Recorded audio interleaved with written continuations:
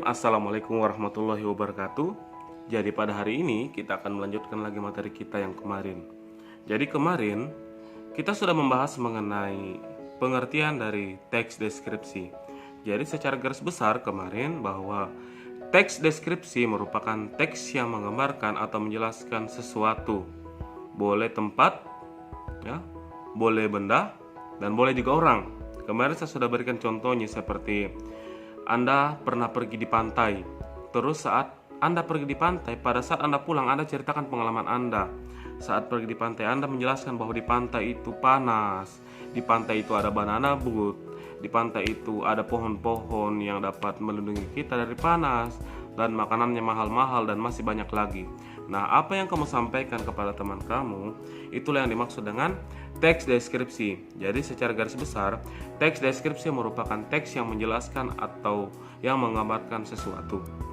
Jadi, sekali lagi bahwa teks deskripsi merupakan teks yang menjelaskan atau menggambarkan sesuatu. Nah, jadi pada hari ini kita akan melanjutkan materi kita. Jadi, adapun tujuan pembelajaran kita pada hari ini yaitu adalah dengan menggunakan metode ceramah, siswa dapat menulis ciri-ciri teks deskripsi. Nah, kemarin itu kita sudah menjelaskan atau kita sudah membahas mengenai pengertian dari teks deskripsi. Jadi, pada hari ini kita akan membahas lagi mengenai ciri-ciri dari teks deskripsi. Apa sih ciri-ciri dari teks deskripsi yang dapat membedakan teks deskripsi dengan teks yang lain? Jadi, ciri-ciri teks deskripsi itu ada 5, yaitu yang pertama adalah menggambarkan atau melukiskan sesuatu, itu ciri-cirinya. Yang kedua adalah melibatkan kesan indera, gambaran objek yang jelas. Dan yang ketiga adalah membuat pembaca seakan-akan mendengar atau merasakan sendiri. Nah, yang keempat, bahasa yang digunakan adalah bahasa baku dan ilmiah. Dan yang terakhir adalah menjelaskan ciri-ciri objek secara terperinci. Mari kita bahas setiap poinnya. Perhatikan baik-baik. Yang pertama adalah menggambarkan atau melukiskan sesuatu. Maksudnya, menggambarkan atau melukiskan sesuatu saat kamu atau saat adik-adik sekalian mendeskripsikan sesuatu, apakah itu orang, apakah itu tempat. Jadi adik-adik sekalian seakan-akan menggambarkan tempat itu. Maksudnya menggambarkan, bukan Anda menggambarkan pakai pensil, bukan. Menggambarkan dalam bentuk bahasa, ya. Menggambarkan dalam bentuk bahasa. Contohnya, Pak Isan itu yang seperti bagaimana sih? Terus kamu deskripsikan, Pak Isan itu besar badannya itu. Yang biasa dia datang itu pakai motor Frigo warna putih. Yang pesek hidungnya. Yang hitam kulitnya, yang hitam-hitam. Yang mana lagi, yang besar telinganya, yang panjang, yang tebal keningnya, yang tidak ada lehernya. Nah, itu kamu sudah gambarkan bagaimana bentuk fisik saya. Walaupun kamu tidak gambarkan dengan pensil bagaimana sebenarnya bentuk dari tubuh saya, tapi kamu menggunakan bahasa, kamu menggambarkan bentuk dari badan saya atau bentuk dari fisik saya. Itu yang dimaksud dengan menggambarkan atau melukiskan sesuatu. Tidak harus kamu melukiskan dengan pulpen atau pensil warna. Tidak, kamu juga bisa melukiskan atau menggambarkan dengan bahasa kamu. Contohnya, kita ingin menggambarkan atau melukiskan atau mendeskripsikan si Sule. Kita ingin mendeskripsikan si Sule. Yang mana sih si Sule itu? Maka kita gambarkan. Si Sule itu yang gondrong rambutnya, yang pirang, yang pesek, yang pelawak, yang biasa tampil di net dengan dalam acara Ini Talk Show, yang biasa partnernya Andre. Nah, secara tidak langsung kamu sudah deskripsikan atau kamu sudah gambarkan si Sule, yaitu panjang rambutnya, pirang, pesek, dan pelawak. Nah, itu yang dimaksud dengan menggambarkan atau melukiskan sesuatu. Tidak kamu gambarkan dengan pensil warna, tidak. Kamu tidak menggambarkan dengan pensil warna sesuatu itu, tapi kamu menggambarkan dengan bahasa kamu. Nah, boleh juga seperti pantai. Siapa yang biasa melukis pantai di sini? Pasti kita di sini banyak yang sering melukis pantai. Nah, Saat kamu deskripsikan pantai, kamu ingin deskripsikan pantai dengan teman kamu, tidak harus kamu memoto pantai itu terus kamu perlihatkan kepada teman kamu. Lah, ini foto pantai Toronipa. Bagus tidak? Tidak selalunya dengan itu. Tidak selalunya juga dengan gambar. Tidak selalunya dengan gambar. Jangan sampai kamu habis pergi di tempat permandian terus Anda menggambarkan atau melukiskan. Dia bilang, Pak Guru, ini kalau kita gambarkan atau lukiskan, ini yang dimaksud dengan teks deskripsi. Bukan seperti itu. Yang dimaksud dengan menggambarkan atau melukiskan adalah kita menggambarkan dan melukiskannya dengan imajinasi kita menggunakan bahasa kita. Contohnya, yang mana sih itu pantai Toronipa? Pantai Toronipa itu pantai yang itu tempatnya di bagian ujung Kendari di Kota Lama. Kalau kita pergi di pantai Toronipa itu, la ilaha illallah, birunya lautnya, biru sekali itu lautnya. Habis itu jernih airnya. Banyak batu karang. Banyak karang-karang, banyak bintang laut itu. Kalau kau berlari itu, banyak sekali bintang laut di situ. Baru indah sekali, putih pantainya. Nah, secara tidak langsung kamu sudah gambarkan atau lukiskan bagaimana kondisi fisik dari pantai Toronipa. Tadi kamu sudah lukiskan atau gambarkan biru lautnya. Tidak harus kamu gambar dengan pensil bentuk lautnya dengan warna biru, tidak. Bisa juga kamu gunakan bahasa kamu untuk menggambarkan itu. Tidak harus kamu berikan corak putih di gambar kamu untuk menggambarkan pantai Toronipa. Tidak, bisa juga kamu gunakan bahasa kamu. Yang penting bersifat menggambarkan atau melukiskan sesuatu. Itulah yang dimaksud dengan teks deskripsi. Itu contoh pertama. Mohon maaf, bukan contoh pertama. Itu ciri-ciri pertama. Ciri-ciri kedua adalah melibatkan kesan indera, gambaran objek yang jelas. Maksudnya di sini adalah saat kamu menjelaskan atau menggambarkan sesuatu kepada teman kamu, usahakan indera kamu, indera, ingat ada beberapa indera.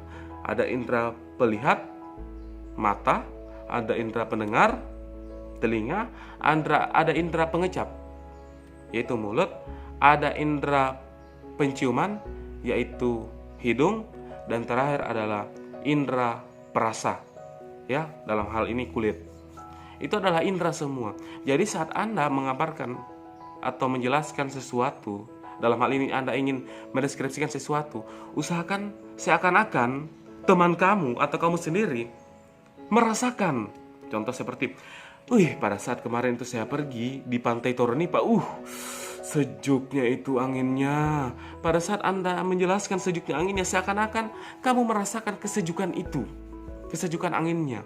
Kemarin saya pergi ke Toronipa, panasnya itu mataharinya, la ilaha illallah.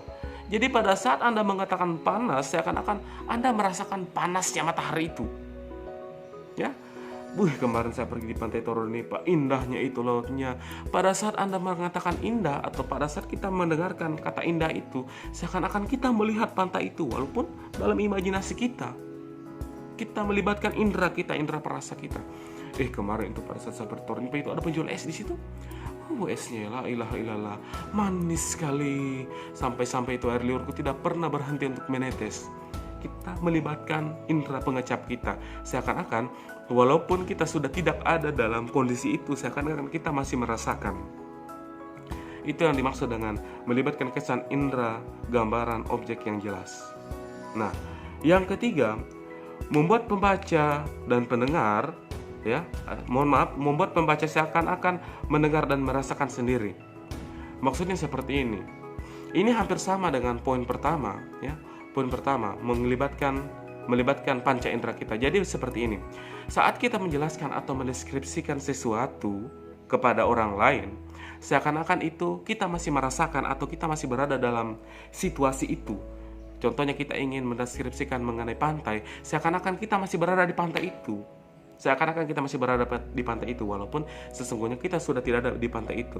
Contohnya, kemarin itu saya pergi nonton balapan, ya ilaha illallah, itu suara motornya itu kayak dom kasih pecah dengan telingaku. Bogar semua motornya, la ilaha illallah, bogar semua, baru keren itu, keren motornya semua. Jadi walaupun kamu sudah tidak ada di arena balapan itu, tapi seakan-akan kamu masih merasakan itu dengungan dari suara knalpot motor dari pembalap itu. Contoh kecil lagi, saat Anda masih di saat Anda ingin mendeskripsikan pantai, ya, Anda ingin mengatakan, dengungan ombak yang sangat indah itu seakan-akan itu, memanjakan telinga saya, indah sekali itu. Walaupun Anda sudah tidak ada di pantai itu, tapi pada saat Anda ceritakan kepada teman Anda, seakan-akan Anda masih berada dalam pantai itu, seakan-akan Anda masih mendengar dengungan dari ombak itu. Alhasil, orang yang mendengarkan seakan-akan masuk dalam cerita Anda, seakan-akan ikut merasakan juga apa yang Anda rasakan pada saat di pantai itu. Itu yang dimaksud dengan poin nomor 3. Dan poin nomor 4 adalah bahasa yang digunakan itu baku dan ilmiah. Jadi perhatikan begini. Bahasa yang baku, ya. Bahasa yang baku adalah bahasa yang sesuai dengan kaidah berbahasa Indonesia. Maksudnya seperti ini. Bahasa yang baku adalah bahasa yang sesuai dengan KBBI. Apa itu Pak Guru KBBI? KBBI adalah Kamus Besar Bahasa Indonesia. Bahasa yang ada di dalam Kamus Besar Bahasa Indonesia adalah bahasa yang baku. Maksudnya Pak Guru bahasa yang baku? Maksudnya adalah bahasa yang baku adalah bahasa atau kata yang sudah diresmikan atau yang sudah dibakukan oleh Indo atau warga negara atau Negara Kesatuan Republik Indonesia. Jadi bahasa itu adalah bahasa yang resmi. Contohnya Pak Guru seperti bagaimana? Contohnya seperti ini. Kata saya, kata saya merupakan bahasa yang baku, ya, atau kata yang baku. Kenapa Pak Guru dikatakan kata yang baku? Karena kata saya merupakan kata yang sudah diresmikan atau dipatenkan oleh Negara Kesatuan Republik Indonesia. Pak Guru, apa buktinya kalau sudah dipatenkan? Buktinya adalah kata saya itu ada di Kamus Besar Bahasa Indonesia. Saya itu merupakan kata ganti orang pertama. Itu saya. Kalau Pak Guru, kalau bahasa yang tidak bakunya itu saya seperti bagaimana? Kalau bahasa yang tidak bakunya seperti gue. Gue itu merupakan bahasa yang tidak baku. Kenapa dikatakan bahasa yang tidak baku? Sudah jelas yang pertama adalah tidak diakui oleh Negara Kesatuan Republik Indonesia dan tidak disahkan dalam Kamus Besar Bahasa Indonesia. Ya, jadi itu. Jadi yang dimaksud dengan bahasa yang baku adalah bahasa yang sudah diresmikan oleh negara kita dan tertulis dalam Kamus Besar Bahasa Indonesia. Pak Guru, seperti bagaimana Pak Guru bahasa ilmiah? Nah, ini agak sulit. Bahasa ilmiah adalah bahasa sederhananya seperti ini. Bahasa ilmiah adalah bahasa yang sulit dimengerti. Tapi Pak Guru, apakah itu bahasa baku? Bahasa baku. Contohnya seperti ini. Pernah tidak ada gadis kalian mendengar kata radiasi? Radiasi pernah? Pernah dengar? Contohnya, biasa orang tua kalian, sudah main game terus, nanti dia kena kamu radiasi handphone. Nah, radiasi itu merupakan bahasa-bahasa ilmiah. Kenapa saya katakan bahasa ilmiah? Karena bahasa-bahasa ilmiah adalah bahasa-bahasa yang sulit dimengerti. Mungkin pada saat kamu pertama kali dengar, apa itu radiasi, Di? Apa itu radiasi? Apakah radiasi itu semacam paket data? Dan lain sebagainya? Nah, itulah yang dimaksud dengan bahasa ilmiah. Jadi secara garis besar supaya gampang kamu mengerti, bahasa ilmiah adalah bahasa yang sulit untuk dimengerti. Tapi apakah itu bahasa baku? Bahasa baku, tapi sulit untuk dimengerti. Kamu membutuhkan referensi. Karena apa? Karena bahasa ilmiah adalah bahasa yang jarang memang kita dengar dalam kehidupan kita sehari-hari. Contohnya Pak Guru seperti bagaimana lagi? Contohnya seperti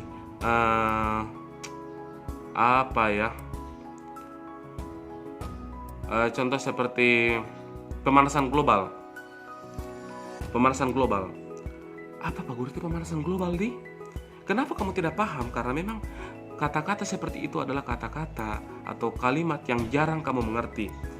Apa Pak Guru itu pemanasan global? Jadi pemanasan global adalah di mana tingginya suhu dari matahari yang dapat membuat bumi kita ini mendapatkan imbasnya. Imbasnya Pak Guru seperti bagaimana? Yaitu seperti kekeringan dan masih banyak lagi. Kalau kekeringan Pak Guru, apa yang akan terjadi? Ya otomatis akan sedikit atau banyak yang melumpuhkan ekonomi kita. Pak Guru, kenapa bisa lumpuh ekonomi? Karena dengan adanya pemanasan global, ya, dengan adanya pemanasan global, maka otomatis hasil dari pangan atau hasil dari pertanian itu akan menurun dan mengakibatkan ekonomi di negara kita itu akan menjadi menurun juga. Ya, contohnya Pak Guru, seperti apa lagi Pak Guru? Bahasa-bahasa ilmiah. Pernah tidak kamu dengar istilah seperti ini?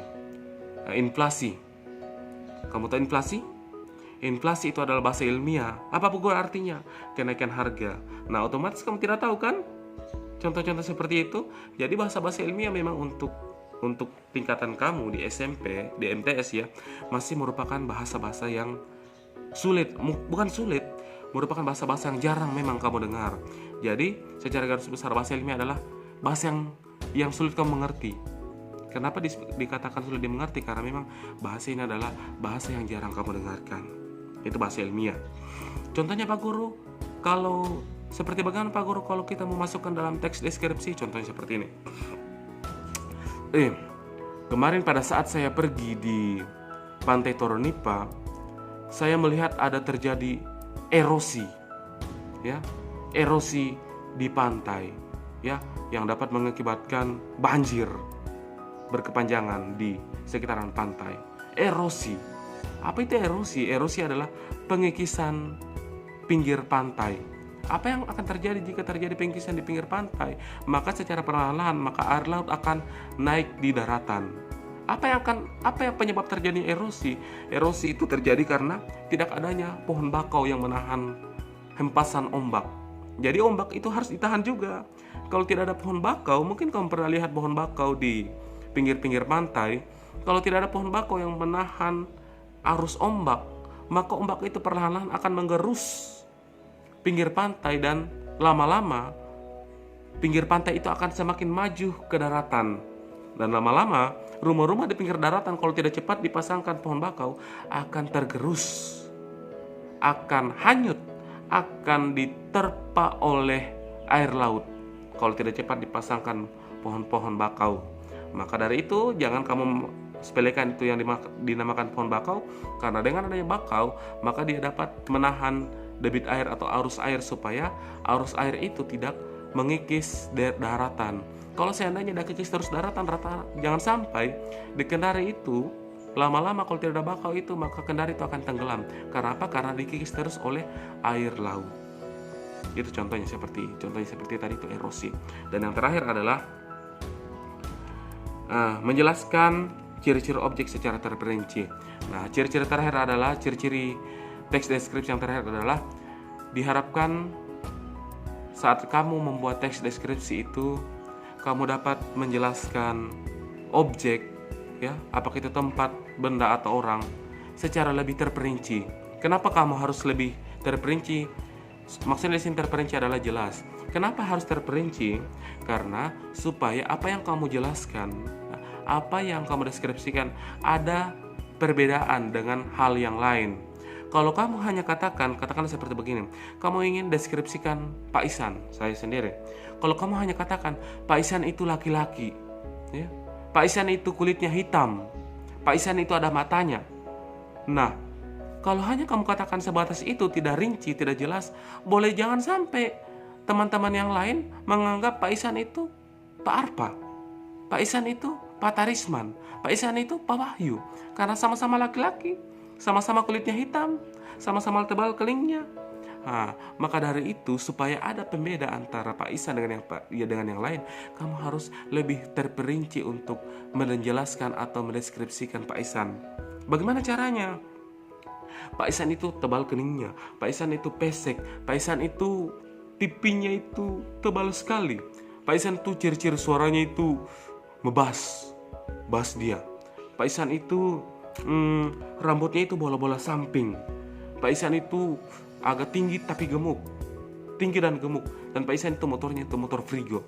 Nah, dengan kamu jelaskan seperti itu, atau dengan kamu deskripsikan secara detail atau secara terperinci dengan cara seperti itu, maka secara tidak langsung Pak Isan telah beda dengan pak guru yang lain. Nah, itu.